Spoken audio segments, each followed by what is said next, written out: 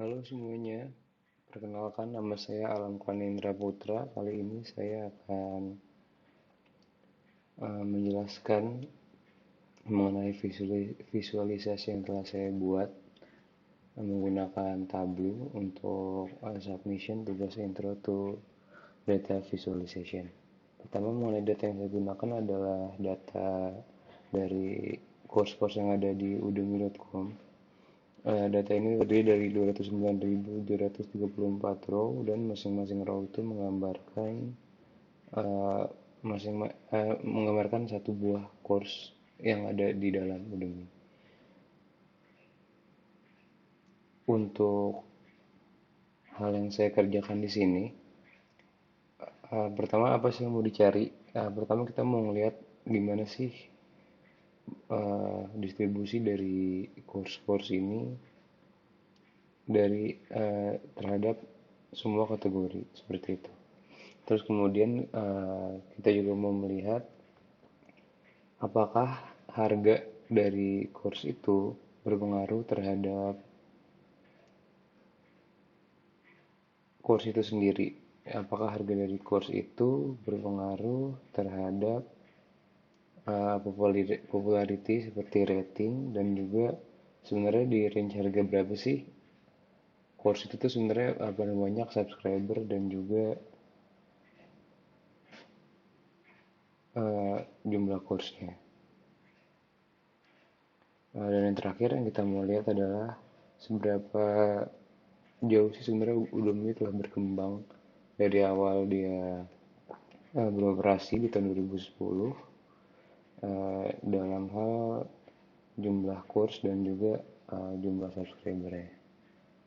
Pertama kita mau lihat di sini dari grafik yang ini untuk menjawab pertanyaan pertama tadi, yaitu bagaimana course distribusi dari course-course ini. Dan di sini kita bisa melihat bahwa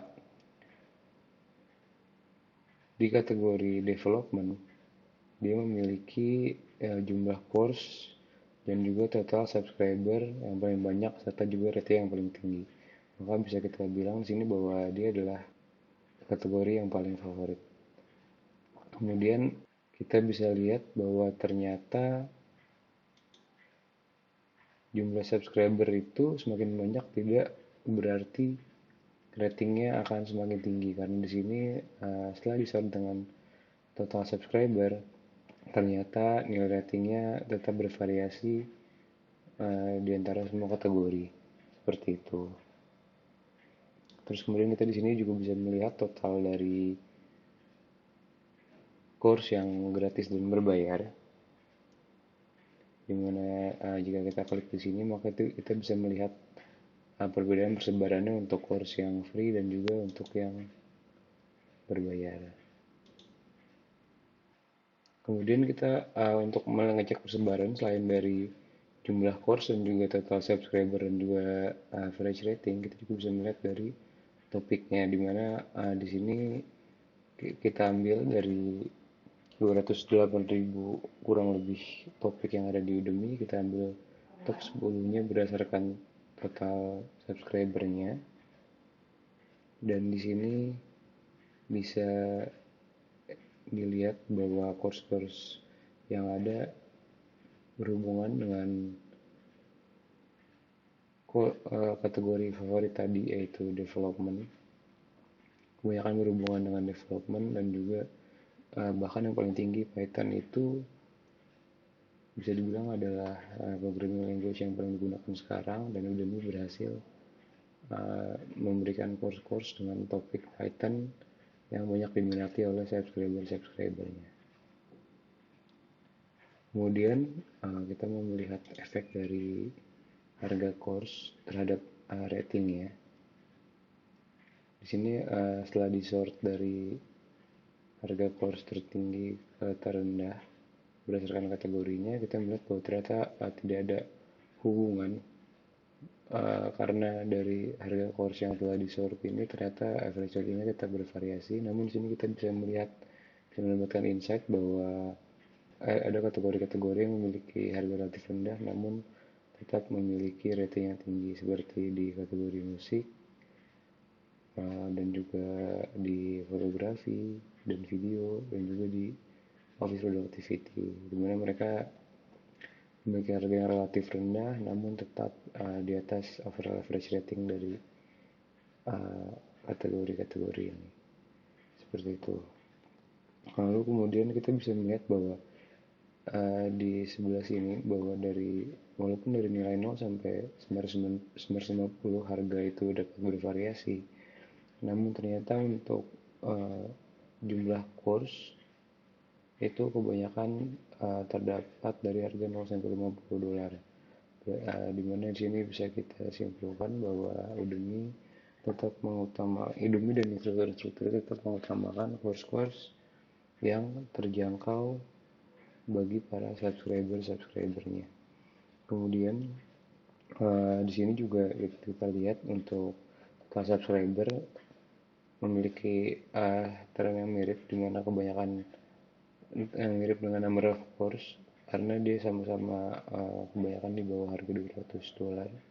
Tapi ada hal yang unik bahwa di sini terdapat peak kedua, yaitu di range harga 100 sampai 200, dan ternyata banyak juga gitu orang-orang subscriber yang mau mensubscribe untuk course-course di range harga yang sebenarnya bisa dibilang relatif cukup mahal ini. Mungkin bisa jadi itu adalah orang-orang yang dibayar di kantor untuk sertifikasi, tapi ini tidak bisa dipastikan karena tidak terdapat data subscriber mana yang individu maupun yang dibayarkan oleh korporat. Terakhir, untuk menjawab yang ketiga, kita akan melihat time series di sebelah kanan ini, di mana dari tahun 2010 sampai 2022. Namun data 2022 ini belum lengkap karena hanya sampai di bulan Oktober tahun 2022. Jadi bisa dilihat bahwa penurunan ini bisa jadi disebabkan oleh data yang belum lengkap, namun bisa juga memang karena terjadi penurunan, tidak dapat dipastikan mana yang bisa dijadikan kesimpulan karena diperlukan data lebih lanjut untuk menyimpulkan hal tersebut. Tapi dapat lihat hal menarik di sini bahwa ternyata di tahun 2021 pun sudah mulai terjadi penurunan dari total subscribernya. Nah, ini bisa jadi disebabkan oleh memang ada penurunan minat karena mulai banyak website-website online course yang lain di luar sana, atau bisa juga disebabkan karena memang course yang dipublish di tahun 2021 ini ternyata belum ada cukup waktu lah untuk dia menambahkan jumlah subscribernya.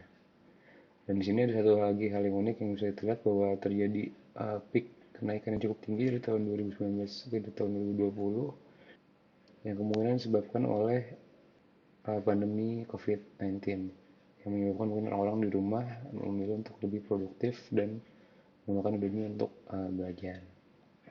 Terakhir, fungsi lain dari visualisasi yang saya buat, selain untuk menjawab pertanyaan tadi, saya juga membuat visualisasi dashboard ini untuk bisa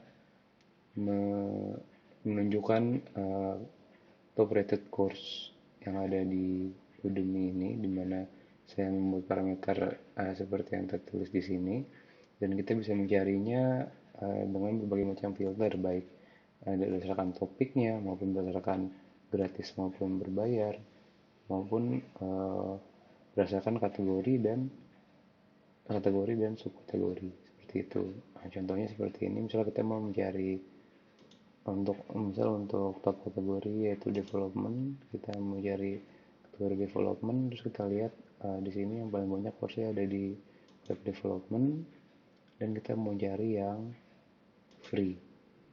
Nah, di sini muncullah top course di web development yang free yang memiliki rating di atas 4,5 dan juga telah di-rate di atas 1000 kali dan juga menggunakan bahasa Inggris. Seperti itu saja, cukup sekian presentasi dari saya. Semoga bermanfaat. Terima kasih atas perhatiannya.